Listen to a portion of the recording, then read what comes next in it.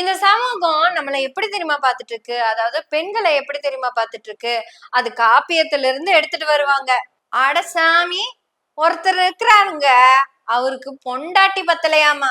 அவர் என்ன பண்றாரு, கொஞ்சம் மாடி ஏறி மாதவி வீட்டுக்கு போயிடுறாருங்க.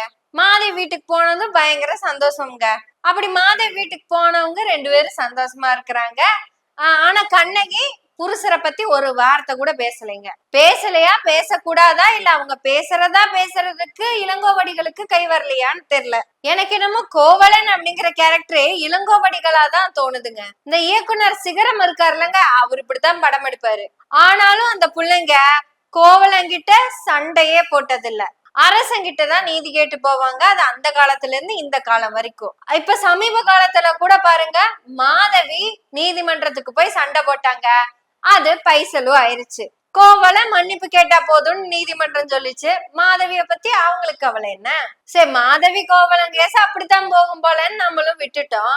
சரி, கண்ணகி நீதிமன்றத்துக்கு போனா என்ன ஆகும்னு பார்த்தா, நீதிமன்றத்துக்கு போன மாதவிய திட்டின இந்த தமிழ் சமூகம் அதே நீதிமன்றத்துக்கு போன கண்ணகியும் திட்ட ஆரம்பிச்சிருக்கு. என்னடா உங்களுக்கு பிரச்சனை? நாத்தாக்காக்கும் தாவேக்காக்கும் உங்களுக்கு இந்த கேவலமான வேலை பாக்குற கோவலன் எல்லாம் கண்ணுக்கு தெரிய மாட்டாங்க. மாதவியை ஏமாத்தின கோவலன் ஆகிய சீமான் கயல்விழியோட காலுக்கடியில வந்து படுத்துக்கிட்டான்.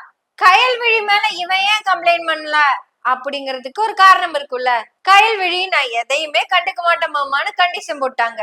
கண்டிஷன் மட்டுமா போட்டாங்க, கழுத்தை கட்டியா புடிச்சு அதோட நின்றாத, கட்சிக்குள்ள பாரு, கொள்ளையில பாரு, எங்க வேணா பாரு, இப்படி எல்லாம் இருக்கும் போது நீ எதுக்கு அங்க போற? அவ்வளவுதான் உனக்கு ஆப்ஷன் அப்படின்னு கேக்குறாங்க. ஒருவேளை கயல்விழி கோர்ட்டுக்கு போயிருந்தா இப்படிதான் பேசியிருப்பாங்களோ? கண்டிப்பா இந்த தம்பிகளை புரிஞ்சுக்கவே முடியலைங்க. ஒருத்தன் கூட சில்ற பையனை ஏண்டான்னு கேட்கவே இல்ல.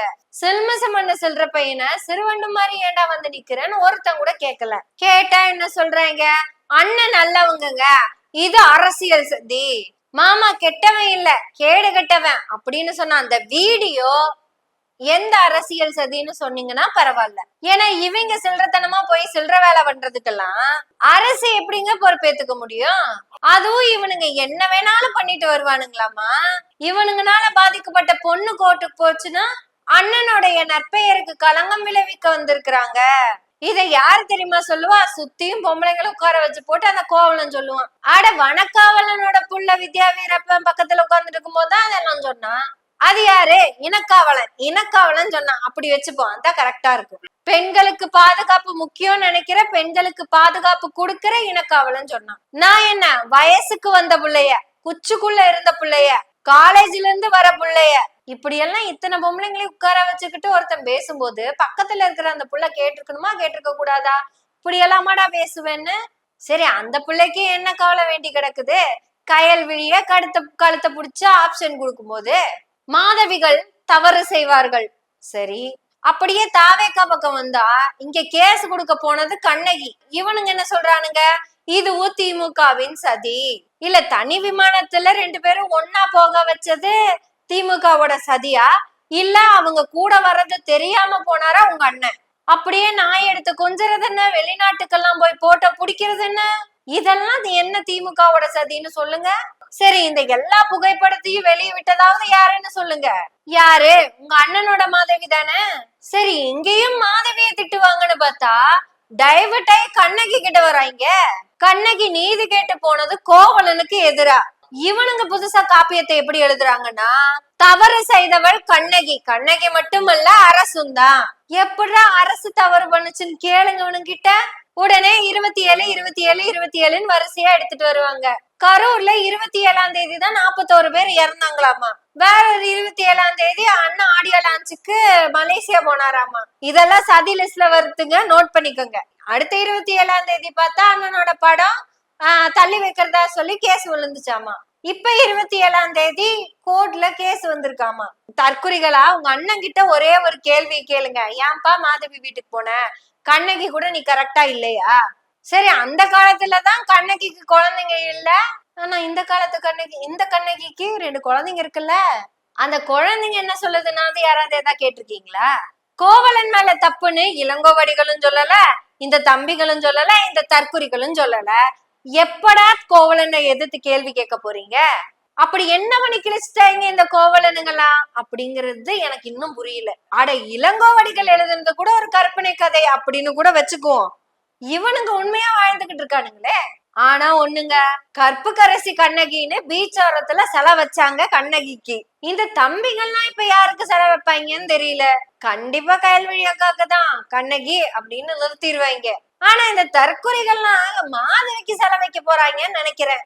ஆக தமிழ் கூறும் நல்லுலகத்தில் காப்பியங்கள் மாற்றி அமைக்கப்படுகிறது. தமிழ் கூறும் நல்லுலகம் அப்படின்னது உங்களை பத்தி எல்லாம் பெருமையா பேசணும்னு தான் ஆசைப்படுறேன். நீங்க எல்லாம் சாதாரண தமிழர்களா?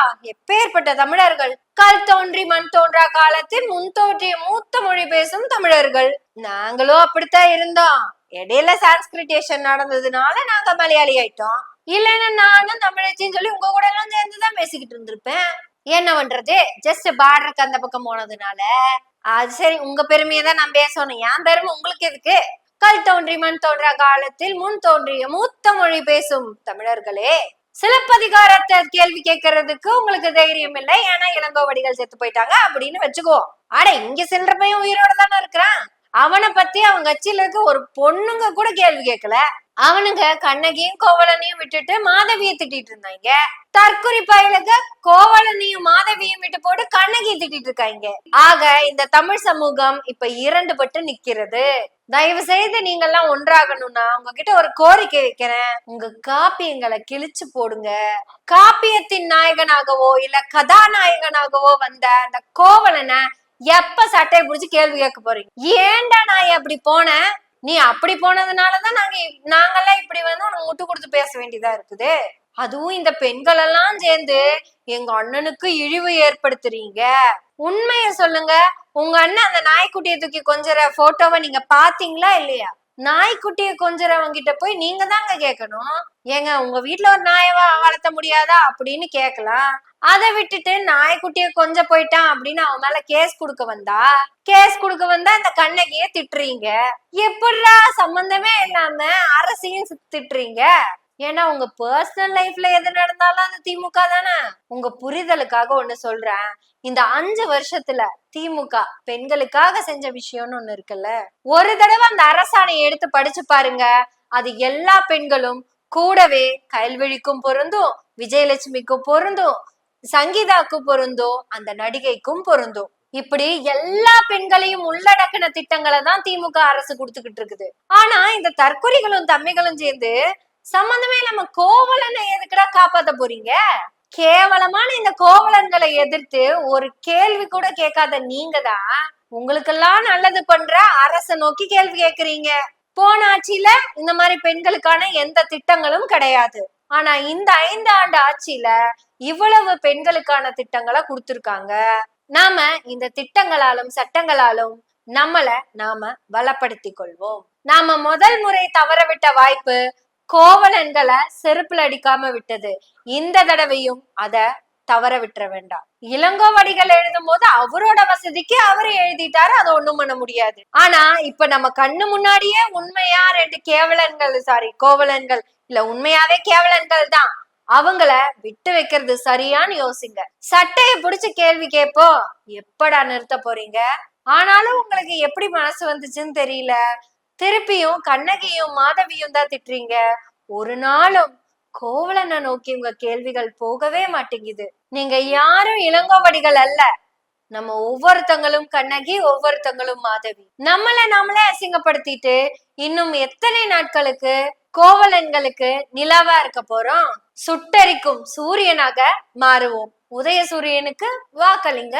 இது என்ன தேர்தல் பிரச்சாரமா? ஆமா, தேர்தல் பிரச்சாரம் தான்.